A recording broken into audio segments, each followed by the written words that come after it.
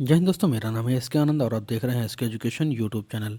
दोस्तों, आज की इस वीडियो में हम आपके साथ चर्चा करने वाले हैं सीटेट फरवरी 2026 के सामाजिक विज्ञान के बारे में। यानी कि सामाजिक विज्ञान के लिए हम आपके लिए 60 PYQ क्वेश्चन लेके आए हैं, जो कि आपकी परीक्षा में सीधा छपने वाले प्रश्न हैं। ये जो आपके 60 प्रश्न हैं, ये कई बार सीधा सीधा same to same question paper में छप चुके हैं पहले भी, और इस बार फिर से उम्मीद है कि ये क्वेश्चन ही पेपर में छपेंगे। अगर क्वेश्चन नहीं तो उनके मेथड जरूर छपने वाले हैं। तो वीडियो में लास्ट तक बने रहिएगा, और वीडियो पसंद आता है इस वीडियो को लाइक व शेयर करिएगा, और हर क्वेश्चन का आंसर आप नीचे कॉमेंट करिएगा। और अन्य सब्जेक्ट के प्रैक्टिस सेट देखने के लिए चैनल को सब्सक्राइब करिएगा, जाके आप प्लेलिस्ट में अलग अलग सब्जेक्ट के अलग अलग थ्योरी की वीडियो, प्रैक्टिस सेट और एनसीईआरटी के नोट्स जाकर देख सकते हैं। तो चलिए वीडियो में बढ़ते आकर देखते हैं आज के 60 PYQ क्वेश्चंस। तो सबसे पहले हम ले रहे हैं यहाँ पर किसके, हिस्ट्री के क्वेश्चंस। ठीक है, हिस्ट्री क्वेश्चंस। पहला क्वेश्चन है कि हड़प्पा सभ्यता का कौन सा स्थल तीनों भागों में दुर्ग, मध्यम नगर और निचला नगर में विभाजित था? तो कौन सा भाग था? ठीक है, क्या लोथल था इसमें, कालीबंगा था, धौलावीरा था, या फिर सुरकोटदा था? तो ठीक है, इसका सही जवाब क्या हो जाएगा? हड़प्पा सभ्यता का कौन सा स्थल 3 भागों में बटा हुआ था? तो कौन सा था इसमें से जो 3 भागों में बटा हुआ था? सही जवाब क्या हो जाएगा आपका? ऑप्शन सी हो जाएगा। ऑप्शन सी यानी कि धौलावीरा। धौलावीरा 3 भागों में बटा था। एक था दुर्ग, दूसरा मध्यनगर और तीसरा निचला नगर। ठीक है, सबसे ऊपर क्या था? दुर्ग था। सबसे ऊपर कौन सा है? दुर्ग। उसके नीचे आपका मध्यनगर, सबसे नीचे निचला नगर। ठीक है, तो ये धौलावीरा था जो 3 भागों में बटा हुआ था। अगला है आपका क्वेश्चन, ऋग्वेद में सर्वाधिक बार किस नदी का उल्लेख हुआ है? तो सर्वाधिक बार की बात आई तो सिंधु नदी, सरस्वती, गंगा या फिर यमुना? तो सही जवाब इसमें क्या हो जाएगा? सही जवाब है आपका सिंधु नदी का। सर्वाधिक आपका सिंधु नदी का प्रयोग हुआ है। सर्वाधिक सिंधु नदी का प्रयोग हुआ है। ठीक है, नेक्स्ट क्वेश्चन, अशोक के अभिलेखों को सर्वप्रथम पढ़ने वाला यानी पढ़ने वाला व्यक्ति कौन था, या फिर इसमें सफलता किसको मिली? तो किसको मिली थी? क्या चार्ल्स जो है विकिंस को, जेम्स प्रिंसेस को, अलेक्जेंडर कनिंघम को, या फिर जॉन मार्शल को?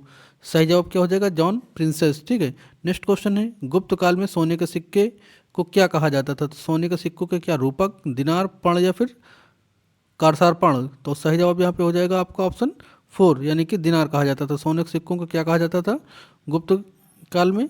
दिनार कहा जाता था। और जो है गुप्त काल को ही स्वर्णकाल भी कहा जाता था।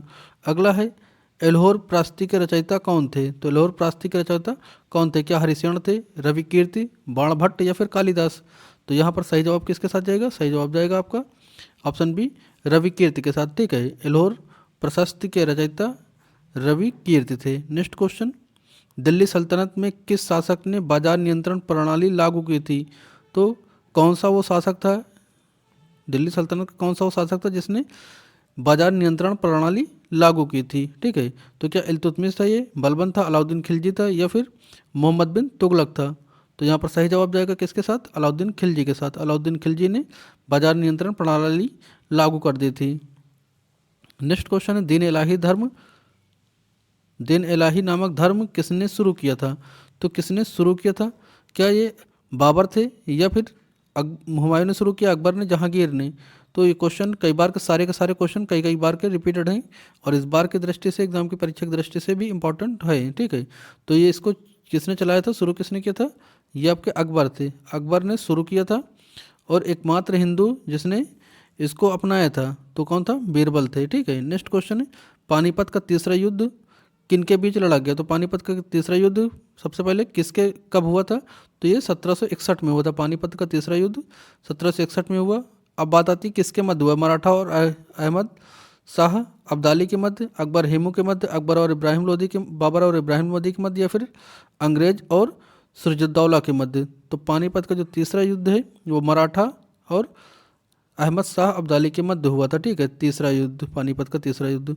नेक्स्ट क्वेश्चन है, 1857 विद्रोह के समय भारत का गवर्नर जनरल कौन था?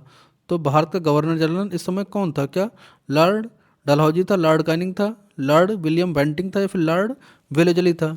तो सही जवाब इसमें किसके साथ जाएगा? 1857 की क्रांति के समय भारत का गवर्नर जनरल कौन था? सही जवाब है आपका लॉर्ड कैनिंग। ऑप्शन बी जाएगा, लॉर्ड कैनिंग। ठीक है, नेक्स्ट क्वेश्चन, सत्यशोधक समाज की स्थापना किसने की थी? तो क्या राजा राम मोहन राय ने, दयानंद सरस्वती, ज्योतिबा फुले, ईश्वरचंद विद्यासागर? तो सत्यशोधक समाज की स्थापना किसने की थी? सही जवाब जाएगा यहाँ पर ज्योतिबा फुले के साथ। ठीक है, ऑप्शन सी यहाँ पर करेक्ट जवाब हो जाएगा। नेक्स्ट क्वेश्चन है, भारतीय राष्ट्रीय कांग्रेस के प्रथम अधिवेशन कहाँ हुआ था? तो भारतीय राष्ट्रीय कांग्रेस का प्रथम अधिवेशन कहाँ पर हुआ? क्या कलकत्ता में हुआ था, या फिर मुंबई, चेन्नई या दिल्ली? तो सही जवाब यहाँ पे क्या जाएगा? सही जवाब जाएगा आपका मुंबई। मुंबई में ही स्थापना हुई थी 1800 कब? 1885 ईस्वी में। ठीक है, और यहीं पर पहला अधिवेशन हुआ था। नेक्स्ट क्वेश्चन है, करो या मरो का नारा महात्मा गांधी ने किस आंदोलन में दिया? तो ये भी ध्यान रखिए, करो या मरो का नारा किसने दिया अगर पूछता है तो क्या बताएंगे आप? बताएंगे महात्मा गांधी को। ठीक है, महात्मा गांधी ने करो या मरो का नारा दिया। अब बात आई है कि किस आंदोलन में दिया, तो क्या असहयोग आंदोलन में, सविनय अवज्ञा आंदोलन, भारत छोड़ो आंदोलन, या फिर आपका चंपारण सत्याग्रह में? ठीक है, तो सही जवाब यहाँ पे क्या जाएगा? सही जवाब जाएगा आपका ऑप्शन सी, भारत छोड़ो आंदोलन में करो या मरो का नारा दिया। नेक्स्ट क्वेश्चन है, मुस्लिम लीग ने पाकिस्तान प्रस्ताव कब पारित किया? तो मुस्लिम लीग ने पाकिस्तान का प्रस्ताव कब पारित किया था? 1930, 1940, 1942 या 1946? सही जवाब यहाँ पे क्या जाएगा? सही जवाब जाएगा आपका 1940 के साथ। ठीक है, 1940 में मुस्लिम लीग ने जो है पाकिस्तान का प्रस्ताव पारित किया था। अगला प्रश्न है, भारतीय संविधान के अध्यक्ष कौन थे? तो भारतीय संविधान सभा के अध्यक्ष कौन थे? क्या बी आर अम्बेडकर यानी भीमराव अम्बेडकर, या फिर जवाहरलाल नेहरू, या फिर राजेंद्र प्रसाद, या फिर सरदार वल्लभ भाई पटेल? तो सही जवाब यहाँ पे जाएगा ऑप्शन जो है सी के साथ। ठीक है, संविधान सभा के अध्यक्ष पूछा है, तो संविधान सभा के जो अस्थायी अध्यक्ष पूछे या अध्यक्ष पूछे तो आप राजेंद्र प्रसाद को ही टिक करेंगे। किसको? राजेंद्र प्रसाद को। ठीक है, नेक्स्ट क्वेश्चन, भारत का अंतिम ब्रिटिश वायसराय कौन था? तो अंतिम ब्रिटिश वायसराय कौन था? तो क्या लॉर्ड वेवेल, लॉर्ड माउंटबेटन, या लॉर्ड जो सी राजगोपालचारी, या फिर लॉर्ड लिंथिगो? तो यहाँ पर सही जवाब किसके साथ जाएगा? सही जवाब जाएगा आपका लॉर्ड माउंटबेटन के। ठीक है, लॉर्ड माउंटबेटन भारत के अंतिम ब्रिटिश वायसराय थे, और भारत के प्रथम वायसराय का है तो आप सिराज गोपालचारी को लगाएंगे। नेक्स्ट क्वेश्चन है, यहाँ से शुरू होता है आपका जियोग्राफी। ठीक है, 15 क्वेश्चन हिस्ट्री के हो गए, अब शुरू होता है जियोग्राफी। जियोग्राफी का क्वेश्चन है कि सौरमंडल का सबसे बड़ा ग्रह कौन सा है? तो क्या पृथ्वी, मंगल, बृहस्पति या शनि?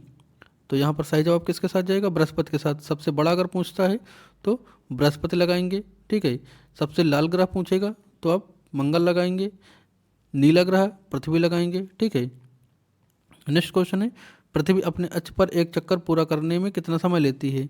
तो अपने अक्ष पर जब पूरा करेगी तो कितने समय लेगी? क्या 24 घंटे, 23 घंटे 56 मिनट 4 सेकंड, 365 दिन, या 366 दिन? तो यहाँ पर सही जवाब किसके साथ जाएगा? सही जवाब जाएगा आपका ऑप्शन कौन सा? बी के साथ जाएगा। ठीक है, ऑप्शन बी के साथ जाएगा,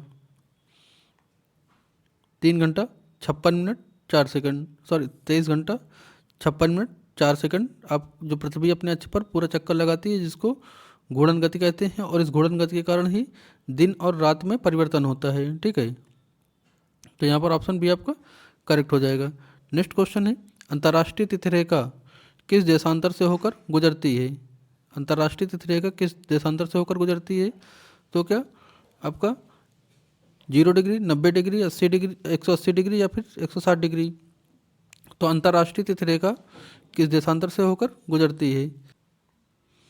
तो इसका सही जवाब क्या हो जाएगा? इसका सही जवाब हो जाएगा 180 डिग्री। ठीक है, नेक्स्ट, भ्रू प्रॉपर्टी में सर्वाधिक मात्रा में पाई जाने वाली धातु कौन सी है? तो क्या लोहा, एल्युमिनियम, तांबा, या फिर सिलिकॉन? सही जवाब हो जाएगा आपका एल्युमिनियम।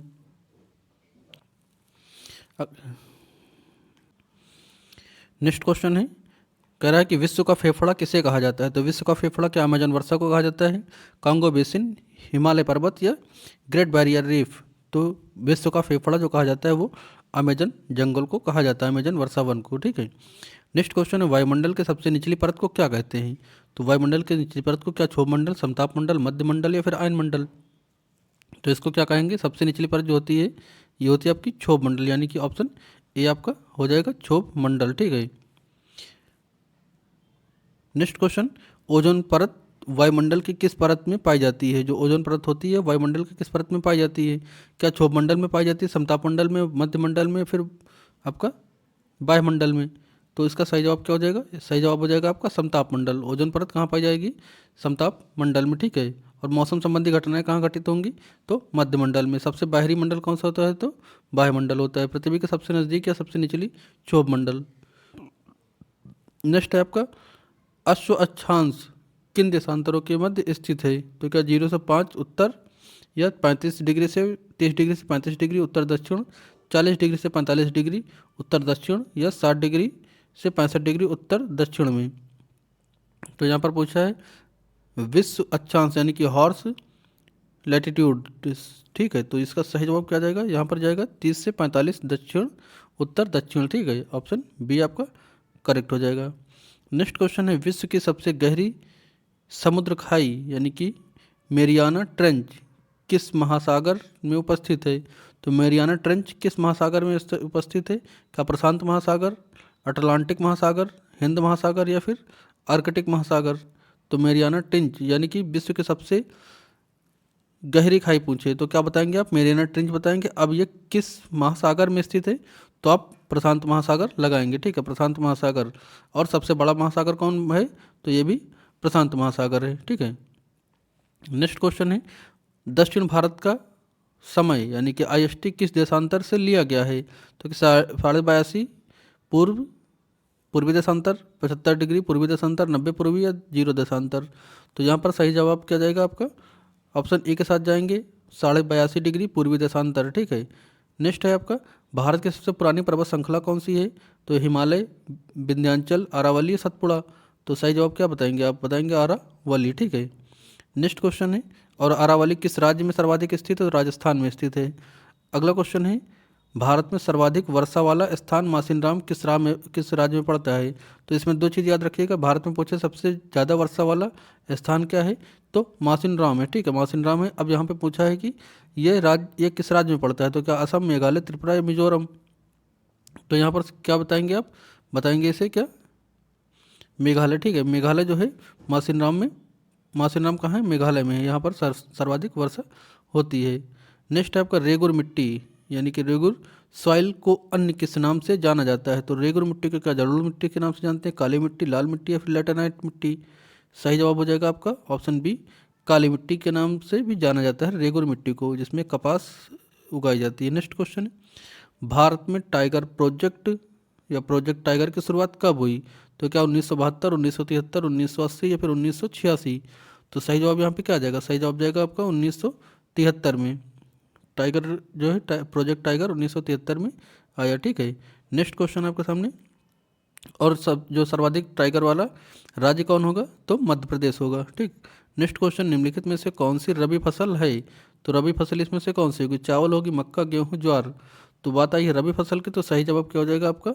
ये गेहूँ हो जाएगा। कब बोई जाती है? तो लगभग सितंबर अक्टूबर के मध्य बोई जाती है। और कटती कब है? तो मार्च अप्रैल के लगभग कटती है फसलें, ठीक है।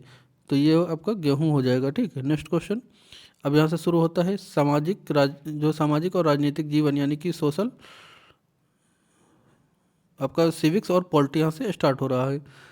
पहला क्वेश्चन यहाँ से भारतीय संविधान की प्रस्तावना में समाजवादी और धर्मनिरपेक्ष शब्द किस संशोधन में जोड़ा गया है? तो जो आपका संविधान है इसमें समाजवादी और पंथ निरपेक्ष शब्द किस संशोधन में जोड़ा गया? 42वें में, 44वें में, 73वें में, या फिर 86वें में? ठीक है, तो इसका सही जवाब क्या जाएगा? सही जवाब जाएगा आपका 42 अर्थात 42वें संविधान संशोधन में समाजवादी और पंथ निरपेक्ष दो शब्द जोड़े गए। अगला क्वेश्चन है मौलिक अधिकार भारतीय संविधान के किस भाग में वर्णित हैं? तो मौलिक अधिकार जो है किस भाग में वर्णित है? क्या भाग 2 में, भाग 3 में, भाग 4 में, या फिर भाग 5 में? सही जवाब क्या जाएगा? ऑप्शन बी, भाग 3 में। भाग 3 में आपके मौलिक अधिकार वर्णित है। और आपका कौन सा मौलिक अधिकार हटा दिया गया है? तो संपत्ति का अधिकार हटाया गया है। अब आपको बताना है कि किस अनुच्छेद के द्वारा संशोधन में वो हटाया गया है। अगला प्रश्न है शिक्षा का अधिकार किस अनुच्छेद के तहत एक मौलिक अधिकार है? ठीक है, तो अनुच्छेद 19, अनुच्छेद 21, अनुच्छेद 21A या अनुच्छेद 32? सही जवाब यहाँ पे क्या आ जाएगा? जो आपका शिक्षा का अधिकार है किस अनुच्छेद में है? तो ये आपके 21 में है। ठीक है, 21A ये 21 काम है, ठीक है। और 21 में आए तो 21 में आपको जीवन जीने का अधिकार है। जीवन संबंधी अधिकार किस में है? 21 में 20 और अगर ए आगे लग जाए तो शिक्षा का अधिकार, एक मौलिक अधिकार जुड़ जाता है। कब? तो 2002 की बात है ये। 2002 में संविधान संशोधन 86 यानी 600 संविधान संशोधन में इसको जोड़ा गया है। शिक्षा का अधिकार 6 से 14 वर्ष के बच्चों के लिए निःशुल्क एवं अनिवार्य शिक्षा देने का प्रावधान है। नेक्स्ट क्वेश्चन है, भारत के राष्ट्रपति को शपथ कौन दिलाता है? तो क्या प्रधानमंत्री, उपराष्ट्रपति, भारत का मुख्य न्यायाधीश या फिर लोकसभा? तो सही जवाब यहाँ पे क्या जाएगा? भारत का मुख्य न्यायाधीश जो होगा वो राष्ट्रपति को शपथ दिलाएगा, यानी कि ऑप्शन सी आपका करेक्ट हो जाएगा, ठीक है। और आपसे पूछे कि भारत के मुख्य न्यायाधीश की नियुक्त कौन करता है, तो कौन करेगा? राष्ट्रपति करेगा, ठीक है। नेक्स्ट क्वेश्चन है, राज्यसभा के सदस्यों का कार्यकाल कितना होता है? तो राज्यसभा के सदस्यों का कार्यकाल क्या 5 वर्ष, 6 वर्ष, 4 वर्ष या फिर अस्थायी सदन होता है? तो सही जवाब यहाँ पे क्या जाएगा? ये इकलौता सदन है जहाँ पर 6 वर्ष होता है, ठीक है। राज्यसभा का 6 वर्ष और लोकसभा का 5 वर्ष, विधानसभा का 5 वर्ष, बस राज्यसभा का जो कार्यकाल होता है वो 6 वर्ष का होता है, याद रखिएगा। नेक्स्ट है, धन विधेयक यानी कि मनी बिल को राज्यसभा अधिकतम कितने दिनों रोक सकती है? तो क्या 14 दिन, 1 महीना, 3 महीना या फिर 6 महीना? तो बात आई है धन विधेयक की, तो धन विधेयक को जो है 14 दिन तक रोका जा सकता है। कितने दिन? टोटल मैक्सिमम 14 दिन तक, यानी 14 डेज रोक सकता है। ऑप्शन ए आपका करेक्ट हो जाएगा। नेक्स्ट है, भारत में पंचायती राज व्यवस्था करने वाला प्रथम राज्य कौन सा था? तो क्या राजस्थान था, आंध्र प्रदेश, गुजरात या फिर महाराष्ट्र? तो इसका सही जवाब हो जाएगा आपका क्या? राजस्थान, यानी कि ऑप्शन ए। पंचायती राज व्यवस्था कहाँ से जो है? तो राजस्थान से है। 73वें जो है अनुच्छेद कितना है? तो 73 है। नेक्स्ट क्वेश्चन, नगर निगम के प्रमुख को क्या कहा जाता है? तो जो नगर निगम होता है उसके प्रमुख को आप क्या कहते हैं? तो क्या मेयर या महापौर कहते हैं, चेयरमैन कहते हैं, या प्रधान कहते हैं, सरपंच कहते हैं? तो कई बार का क्वेश्चन रिपीटेड है, इसको मेयर या महापौर कहा जाता है। जहाँ पर 10 लाख से अधिक आबादी होती है जिस जिले में, उसको नगर निगम में तब्दील कर दिया जाता है, ठीक है। जैसे आपका, अगर आप यूपी के हैं तो आपने कानपुर देखा होगा, आपने लखनऊ देखा होगा, आपने इलाहाबाद देखा होगा, या आप एमपी के हैं तो आप भोपाल हो गया आपका, भोपाल के आसपास उज्जैन हो गया आपका, नासिक हो गया आपका, महाराष्ट्र का नासिक हो गया। तो ये सभी क्या है? ये सभी नगर निगम में आते हैं। यहाँ जहाँ मतलब जहाँ पर 10 लाख से ऊपर की आबादी होगी वहाँ पर क्या हो जाता है? वहाँ पर लग जाती है नगर निगम, ठीक है। और जहाँ पर 10 लाख से कम होती है वहाँ होते हैं क्या? चेयरमैन। अगला क्वेश्चन है, भारत में चुनाव कराने की जिम्मेदारी किसकी होती है? तो चुनाव कराने की जिम्मेदारी किसकी होती है? क्या संसद की होती है, राष्ट्रपति की होती है, चुनाव आयोग की होगी या सर्वोच्च न्यायालय की होगी? तो ध्यान दीजिएगा, जो चुनाव कराने की जिम्मेदारी किसके ऊपर जाती है? ये जाती है आपका चुनाव आयोग के पास, ठीक है। चुनाव आयोग के पास रहती है चुनाव करने की जिम्मेदारी, ठीक है। और आपका वोट देने का अधिकार कितने वर्ष में मिलता है? तो आपका 18 वर्ष में वोट देने का अधिकार मिलता है।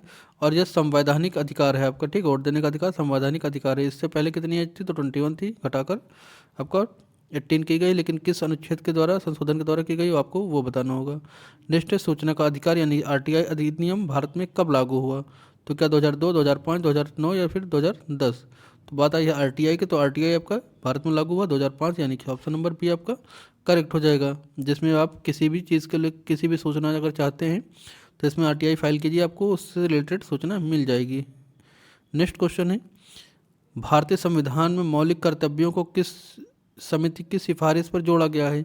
तो क्या स्वर्ण सिंह समिति, या बलवंत राय मेहता समिति, या फिर अशोक मेहता समिति, या फिर वर्मा समिति? तो भारतीय संविधान के मौलिक कर्तव्यों को किस समिति की सिफारिश पर जोड़ा गया है? सही जवाब यहाँ पे क्या जाएगा आपका? ऑप्शन ए जाएगा, स्वर्ण सिंह समिति के अंतर्गत, ठीक है। ऑप्शन ए आपका सही हो जाएगा। नेक्स्ट क्वेश्चन है, लोकतंत्र में चौथा स्तंभ किसे कहा गया है?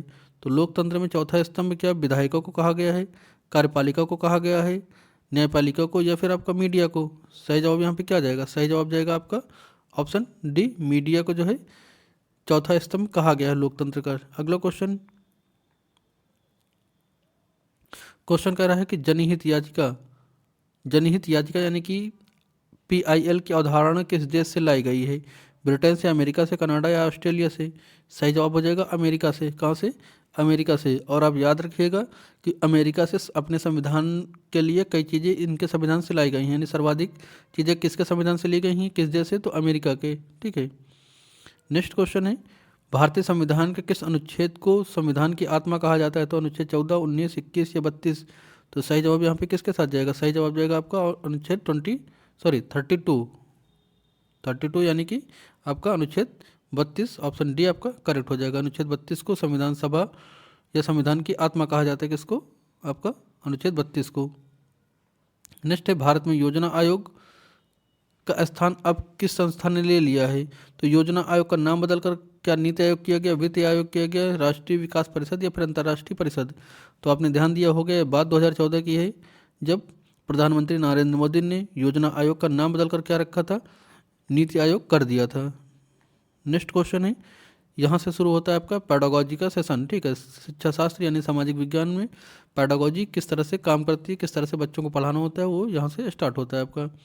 तो यहाँ पर क्वेश्चन पूछा है कि सामाजिक विज्ञान के शिक्षण का मुख्य उद्देश्य क्या है? तो सामाजिक विज्ञान के शिक्षण का मुख्य उद्देश्य क्या छात्रों के तथ्यों को रटाना है?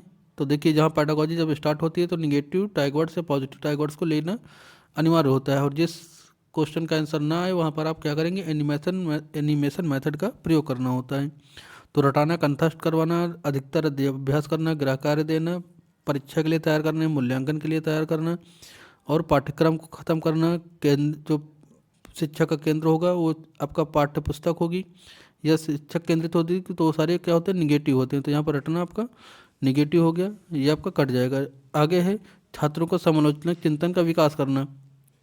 तो ध्यान दीजिएगा, जहाँ पर बच्चा ज़्यादा से ज़्यादा सीखे, बिना किसी कष्ट के, कम से कम कष्ट में ज़्यादा से ज़्यादा ज्ञान का निर्माण हो, बच्चा खुद एक्टिव होकर करे, यानी कि लर्निंग बाय डूइंग से, तो वो पॉजिटिव होगा। यानी छात्रों का समालोचनात्मक चिंतन आपका पॉजिटिव टैग वर्ड है। यहाँ पर आपका ऑप्शन बी करेक्ट हो जाएगा। जो सामाजिक विज्ञान बच्चे पढ़ते हैं, पढ़ाया जाता है, उसका मुख्य उद्देश्य होता है छात्रों में समालोचनात्मक चिंतन का विकास करना, ठीक है।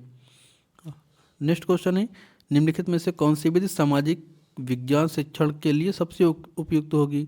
तो देखिए, जब आप सामाजिक विज्ञान पढ़ा रहे हो या कोई भी सब्जेक्ट पढ़ा रहे हो, किसी भी सब्जेक्ट में आप जो है व्याख्यान विधि पर नहीं जाएंगे, पाठ्य पुस्तक विधि पे नहीं जाएंगे, ठीक है, ना ही आप रटने की विधि पर जाएंगे, ठीक है। जहाँ पर बच्चा खुद एक्टिव हो, जिस विकल्प में सीटेट में सीधा होता है कि कोई भी विकल्प करेक्ट नहीं होता है, ठीक है। सीटेट सीधा ये कहता है कि सबसे उचित विकल्प का चुनाव करिए, उसमें यह नहीं कहीं पहले होता है कि सही विकल्प बताइए। मैक्सिमम जो पैडागोजी होती है उसमें पैडागोजी में यही कहता है कि सबसे उचित विकल्प का चयन करिए। तो जिसमें बच्चा करके सीख रहा हो वही आपका विकल्प सही होगा, तो चर्चा करना उचित होता है, ठीक। सामाजिक विज्ञान के लिए सबसे उपयुक्त विधि चर्चा विधि होती है, जिसमें बच्चा अपने अनुभव को जो है बताता है, आप उसको कुछ बताते हैं अपने अनुभव वो भी साझा करता है, तो चर्चा विधि होती है। और यहाँ पर अगर मिल जाता कि भ्रमण विधि, तो भ्रमण विधि भी उपयोगी हो जाती। नेक्स्ट क्वेश्चन है, परियोजना विधि यानी प्रोजेक्ट मेथड के प्रतिपादक कौन है? जॉन डीवी हैं, WH किलपैट्रिक है, या फिर आपका जो है मारिया मोंटेसरी या फ्रोबेल हैं? तो परियोजना विधि की बात आई तो यहाँ पे हो जाएंगे परियोजना विधि के हो जाएंगे कौन? किलपैट्रिक हो जाएंगे, कौन? Kilpatrick, WH Kilpatrick, option B आपका करेक्ट हो जाएगा। नेक्स्ट क्वेश्चन है, सामाजिक विज्ञान की कक्षा में ग्लोबल का मुख्य उद्देश्य क्यों किया जाता है? मुख्य रूप से क्यों किया जाता है? तो कक्षा में शोर बढ़ाने के लिए तो नहीं, शोर बढ़ाने के लिए नहीं, पृथ्वी के आकार और महाद्वीपों के स्थिति दर्शाने के लिए। तो आपका क्वेश्चन ये सही हो जाएगा। जो ग्लोब का इस्तेमाल करते हैं कक्षा में आप, जो आपका अध्यापक करता है या आप अध्यापक बनकर करेंगे, तो पृथ्वी का आकार और महाद्वीपों की स्थिति को दर्शाने के लिए करेंगे। ऑप्शन बी आपका यहाँ पे करेक्ट हो जाएगा। नेक्स्ट है, सतत और व्यापक मूल्यांकन यानी कि CGE में व्यापक का क्या अर्थ होता है? तो देखिए, व्यापक का अर्थ यहाँ पर हमने क्या बताया था, केवल मिले, मात्र मिले, सिर्फ मिले, वो हमेशा कटेंगे, तो निगेटिव टैगवर्ड्स हैं, ये आपके दो कट गए, बचे कौन से? अब दो नीचे के बचे। तो फिर देखिए चौथा ऑप्शन फिर यहाँ मिल गया निगेटिव का। अब बचा जाए तीसरा, शैक्षिक और सशैक्षिक दोनों का मूल्यांकन करना है। यहाँ पर शैक्षिक और सशैक्षिक दोनों क्षेत्रों का आप मूल्यांकन करेंगे, जिसमें से जिस बच्चे का मूल्यांकन करेंगे वो भी शामिल होगा, अपना मूल्यांकन करेगा, उसके साथी जो होंगे बच्चे के वो भी, और टीचर, तो 3 लोग मिलकर मूल्यांकन किया जाता है सतत और व्यापक का, ठीक है। नेक्स्ट क्वेश्चन है, राष्ट्रीय पाठचर्या की रूपरेखा 2005 के अनुसार सामाजिक विज्ञान का लक्ष्य क्या होना चाहिए? तो क्या छात्रों को समाज का निष्क्रिय सदस्य बनाना? तो निष्क्रिय नहीं, सक्रिय बनाना होता है, ऑप्शन कट जाएगा। केवल छात्रों को जानकारी प्रदान करना नहीं, केवल आपका निगेटिव टैगवर्ड कट जाएगा, ठीक है। ऑप्शन सी कह रहा है कि छात्रों में लोकतांत्रिक मूल्यों और सामाजिक न्याय की समझ विकसित करना। तो ध्यान दीजिएगा, जहाँ पर बच्चे में समझ विकसित हो, ठीक है, तो वो विकल्प हमेशा सही हो जाएगा। ऑप्शन सी आपका करेक्ट हो जाएगा। राजनीतिक दल का सदस्य बनाना नहीं है, गलत हो जाएगा, ठीक है, तो तीसरा विकल्प आपका सही हो जाएगा। नेक्स्ट है सामाजिक विज्ञान के क्षेत्र में क्षेत्र भ्रमण का क्या महत्व होता है। तो छात्रों को कक्षा से बाहर ले जाना, क्या ये होता है। तो नहीं, छात्रों से बाहर ले जाना नहीं होता है। छात्रों को प्रत्यक्ष अनुभव प्रदान करना, यानी कि जो चीज़ के बारे में आप पढ़ाएं उस चीज़ का प्रत्यक्ष अनुभव कराएंगे। ऑप्शन बी आपका यहाँ पे करेक्ट हो जाए। शिक्षा को आराम देना नहीं, आपका गलत हो जाएगा। ऑप्शन बी आपका करेक्ट होगा, छात्रों को प्रत्यक्ष अनुभव कराना।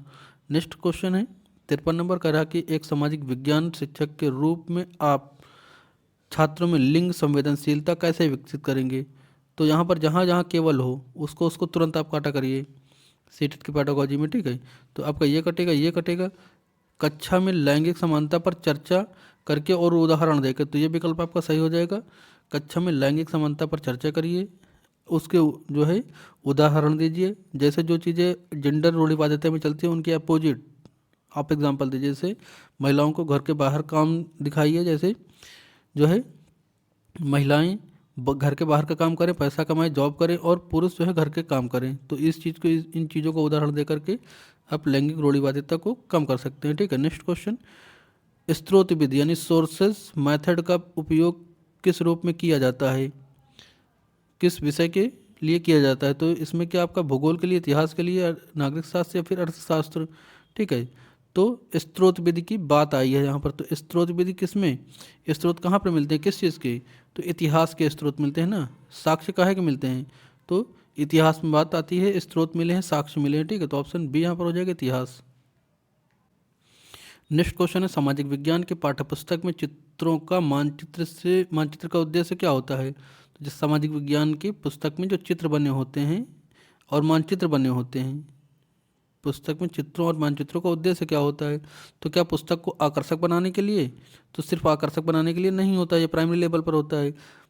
पाठ्य पुस्तकों की जो प्रश्नों की संख्या बढ़ाने के लिए तो नहीं, पाठ्य पुस्तक में प्रश्नों की संख्या बढ़ाने के लिए नहीं, विषय वस्तु को स्पष्ट और समझाने योग्य बनाने के लिए जो है होता है। ऑप्शन सी आपका करेक्ट हो जाएगा, भ्रमित करना नहीं होता है। ऑप्शन बी गलत, सी आपका करेक्ट है, ठीक है। जो चित्र बने होते हैं उससे जो है लेसन में क्या चीज़ समझाया जा रहा है उसकी अवधारणाओं को बच्चे जो है समझने में उसको मदद मिलती है। ऑप्शन बी आपका ऑप्शन सी यहाँ पर आपका करेक्ट था। नेक्स्ट है आपका क्वेश्चन है मूल्य शिक्षा को सामाजिक विज्ञान शिक्षण का अभिन्न अंग क्यों माना जाता है। तो मूल्य शिक्षा यानी वैल्यू एजुकेशन को सामाजिक विज्ञान का अभिन्न अंग क्यों माना जाता है। छात्रों में नैतिकता और सामाजिक मूल्यों का विकास करना। ऑप्शन बी कह रहा है छात्रों में धार्मिक शिक्षा के धार्मिक बनाने के लिए, तो नहीं, धार्मिक बनाने के लिए नहीं होता है। केवल नियम नहीं होता है, छात्रों की परीक्षा अंक के लिए नहीं होता है। आपका ऑप्शन ए करेक्ट है, छात्रों में नैतिक और सामाजिक मूल्यों का विकास करना जो होता है सामाजिक शिक्षण का अभिन्न अंग माना जाता है इसलिए। अगला क्वेश्चन है सामाजिक विज्ञान के एक अच्छे प्रश्न पत्र की क्या विशेषता होगी। तो देखिए जब भी प्रश्न पूछने की बात है, चलिए पहले ऑप्शन देखते हैं फिर बताते हैं। केवल दीर्घ उत्तरी प्रश्न हो नहीं, केवल वस्तुनिष्ठ हो नहीं, केवल कठिन प्रश्न हो नहीं, विभिन्न प्रकार के वस्तुनिष्ठ, दीर्घ उत्तरी, लघु उत्तरी और उद्देश्य वाले प्रश्न हो। तो देखिए जहाँ पर बच्चे से जो है क्या, सबसे पहले बात याद रखिएगा इतने प्रश्न तो होने चाहिए, ठीक है। सामाजिक विज्ञान में वस्तुनिष्ठ हो, लघु उत्तरी हो, दीर्घ उत्तरी हो, ये वाले जो क्वेश्चन हो वो क्या हो, आउट ऑफ द बॉक्स यानी कि औपचारिक चिंतन वाले हों, जिसके अधिक से अधिक जो है एक क्वेश्चन के अधिक से अधिक जवाब हों, ठीक है। तो इस तरह के क्वेश्चन होने चाहिए। नेक्स्ट है 58 नंबर, कह रहा सहकारी अधिगम का तात्पर्य क्या है। ये सहकारी अधिगम का तात्पर्य क्या है, क्या छात्रों को अकेले सिखाना, तो नहीं, छात्रों को अकेले सिखाना नहीं होता है, एक दूसरे के स्पर्धा के लिए नहीं होता है। छात्रों को समूह में मिलकर एक दूसरे का सहयोग करना सिखाना और सामूहिकता का विकास करना, ठीक है। तो ये सारी चीज़ें होती हैं आपका सहकारी अधिगम, ठीक है, जिसको आप जो है समूह कार्य कहते हो। तो ऑप्शन सी यहाँ पर करेक्ट हो जाएगा। जब समूह कार्य बच्चों को देते हो तो बच्चे समूह में रह करके एक दूसरे को सहयोग करना सिखाते हैं और इनमें सामाजिकता का होता है विकास, ठीक है। तो ऑप्शन सी यहाँ पर करेक्ट हो जाएगा। नेक्स्ट क्वेश्चन है 59 नंबर, कह रहा सामाजिक विज्ञान में सूचना और संचार प्रौद्योगिकी यानी कि ICT का उपयोग कैसे किया जाता है।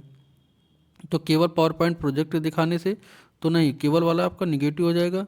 इंटरनेट से जानकारी प्राप्त करने, वीडियो दिखाने और इंटरेक्टिव मैप्स का प्रयोग करने, या फिर ऑप्शन देखिए सी और डी तो ऐसे कट रहा है, केवल केवल लिखा हुआ है, तो ऑप्शन बी यहाँ पर आपका करेक्ट हो जाएगा। ठीक है, जो आईसीटी है इसका प्रयोग किस लिए किया जाता है, किस तरह से, तो इंटरनेट से प्राप्त जानकारी प्राप्त करिए और वीडियो दिखाइए बच्चों को, इंटरेक्टिव मैप का उपयोग करिए। तो ऑप्शन बी करेक्ट हो जाएगा। नेक्स्ट है आज के वीडियो का लास्ट क्वेश्चन, एक समावेशी कक्षा में एक सामाजिक विज्ञान शिक्षक की क्या भूमिका होनी चाहिए। तो शिक्षक की भूमिका कैसी होगी, तो क्या केवल प्रतिभाशाली छात्रों पर ध्यान देगा, तो नहीं, ऑप्शन ए आपका गलत हो जाएगा। केवल देखिए, केवल केवल जहाँ मिलता है तो सीधा आपको काटना ही होता है, तो बिना पढ़े भी आप काट सकते हैं। ठीक है, तो दोनों कट गए, बचा आपका सी, सभी छात्रों की विविध आवश्यकताओं को समझना और उनकी कमियों को दूर करना, यह शिक्षण नीतियों को अपनाना। तो ऑप्शन आपका सी यहाँ पर करेक्ट हो जाएगा, सभी छात्रों की विविध आवश्यकताओं को समझना और उनके अनुसार शिक्षण नीतियों को अपनाना। ऑप्शन सी आपका करेक्ट है, डी भी आपका गलत हो जाएगा। देखिए, जो एनसीएफ 2005 कहता है और एनईपी 2020, ठीक है, वहाँ पर समावेशी शिक्षा में, यानी कि समावेशी शिक्षा देखिए क्या होती है, तो जहाँ पर एक ही क्लास में, एक ही स्कूल के एक ही छत के नीचे एक ही क्लास में विभिन्न प्रकार के बच्चे हों, चाहे समावेशी बच्चा हो, पिछड़ा हुआ बालक हो, मतलब समावेशी कक्षा में पिछड़ा हुआ बालक, प्रतिभाशाली बालक, सामान्य बालक, दिव्यांग बालक, जिस सभी एक साथ पढ़ें। तो जब सभी बच्चों को एक साथ पढ़ा जाएगा और हर एक बच्चे की आवश्यकता को समझा जाएगा और उनके अनुसार शिक्षण नीतियों को अपनाया जाएगा, तो ये होती समावेशी शिक्षा। तो ऑप्शन सी यहाँ पर करेक्ट हो जाएगा। ये थे आपके एसएसटी के 60 प्रश्न। आपने कितने सही विकल्प दिए आप नीचे कमेंट करिएगा, और वीडियो पसंद आए तो इस वीडियो को लाइक और शेयर करिएगा, और इस वीडियो के बारे में आप अपनी व्यक्तिगत राय नीचे कमेंट करिए। मिलते हैं नेक्स्ट प्रैक्टिस सेशन के साथ, तब तक के लिए जय हिंद।